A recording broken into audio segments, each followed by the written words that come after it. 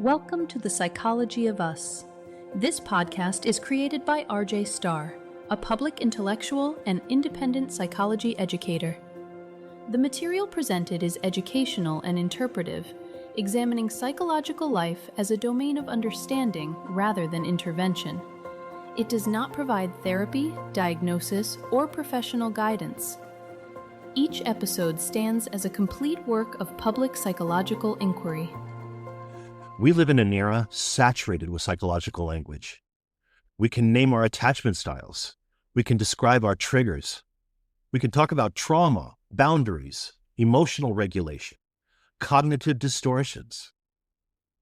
Modern psychology has given us remarkable insight into individual mechanisms. We understand reinforcement learning. We understand predictive processing. We understand attachment theory and narrative identity formation. But insight into parts is not the same as understanding structure. We know mechanisms. We do not always understand how those mechanisms organize into a system. And without that integration, insight remains episodic. In this presentation, I want to explore a structural approach to psychology, not another technique, not another coping strategy, but a framework for understanding how mind, emotion, identity, and meaning interlock. Because psychology does not simply need more advice, it needs architecture. Psychology today is sophisticated and empirically rich. Its advances have come through specialization. Cognitive science studies predictive processing. Affective science studies emotional regulation. Attachment theory maps relational development. Narrative psychology explores identity construction. Existential psychology addresses meaning and mortality. Each domain is deeply developed, but they are often studied and applied in parallel rather than in integration. The result is fragmentation. We understand how avoidance reduces distress in the short term, but we don't always examine how repeated avoidance reshapes identity across time. We understand attachment insecurity, but we don't consistently analyze how identity centralization increases structural fragility. We understand meaning-making as coping, but we may not examine how erosion of value hierarchy alters emotional reactivity and perception. These mechanisms interlock. When they misalign, the result is not simply anxiety, shame, burnout, or collapse. It's structural distortion. Most contemporary discourse treats struggle as a collection of symptoms: overthinking, jealousy, imposter syndrome, dysregulation. But symptoms are expressions. They are surface manifestations of deeper organizing patterns. Without examining organization, intervention remains narrow. We adjust the behavior, we challenge the thought, we regulate the emotion, but we may leave the architecture intact. And when architecture remains unchanged, patterns recur. The question becomes, what is organizing what? Structure is not rigidity, it is organization. In psychology, structure refers to the patterned way multiple systems coordinate across time. A building, you see, is not defined by its materials, but by how those materials distribute weight and absorb pressure. The same is true of psychological systems. Cognition, emotion, identity, and meaning are interacting domains that carry psychological load. When they align, a person experiences coherence. When they misalign, strain appears. The strain may show up as anxiety or shame or collapse, but it's structural before it's symptomatic. Structural thinking asks, how does perception influence emotional activation? How does emotional activation reinforce identity attribution? How does identity orientation shape meaning hierarchy? How does meaning structure attention and salience? Psychological architecture proposes 4 core domains: mind, emotion, identity, and meaning. The mind domain governs predictive modeling and interpretation. The emotion domain governs salience and motivational signaling. The identity domain stabilizes narrative continuity across time. The meaning domain organizes value hierarchy and existential direction. These domains are dynamically interdependent. Change in one reverberates through the others. Structure is the pattern of those interactions. When intervention targets only one domain, relief may feel temporary. Take emotional avoidance.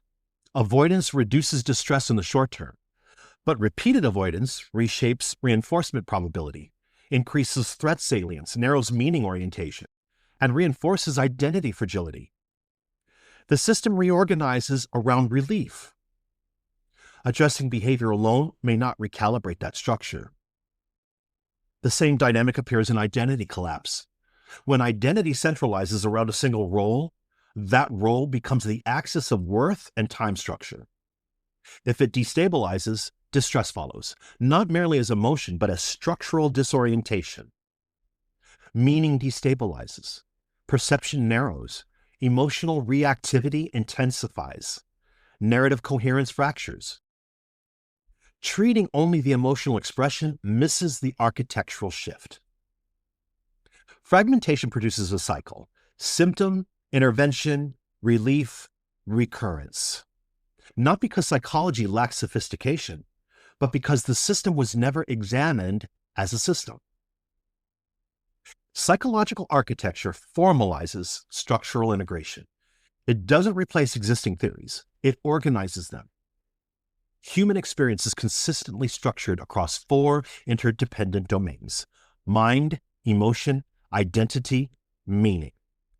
To articulate specific structural mechanisms, the framework includes models such as the emotional avoidance loop, how short-term relief reshapes reinforcement and narrows adaptive range; the identity collapse cycle, how role over-centralization creates fragility and destabilization; the self-perception map, how repeated interpretation consolidates identity attribution; the emotional maturity index, the capacity to tolerate activation without defensive restructuring; and emotional repatterning, the conditions under which new emotional learning integrates across domains.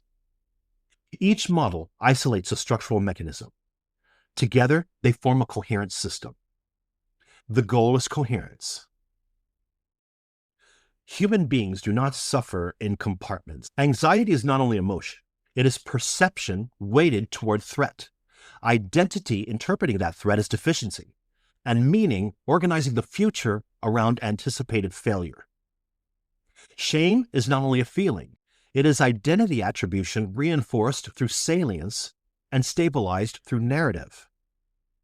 Role collapse is not only grief, it is loss of organizing axis.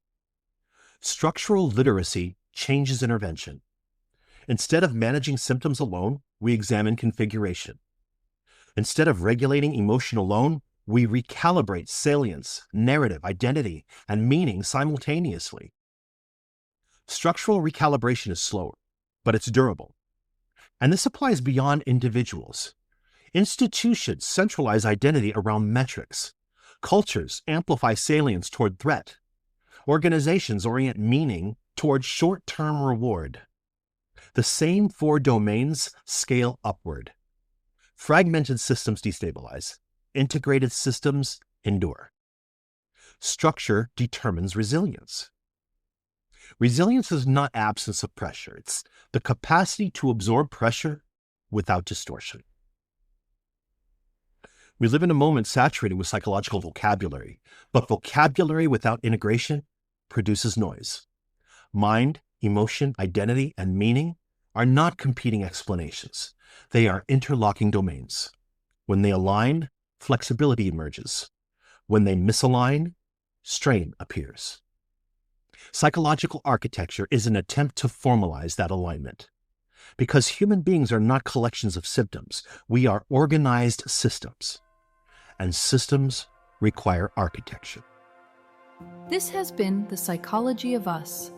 The work presented here is part of a public psychological archive by R.J. Starr.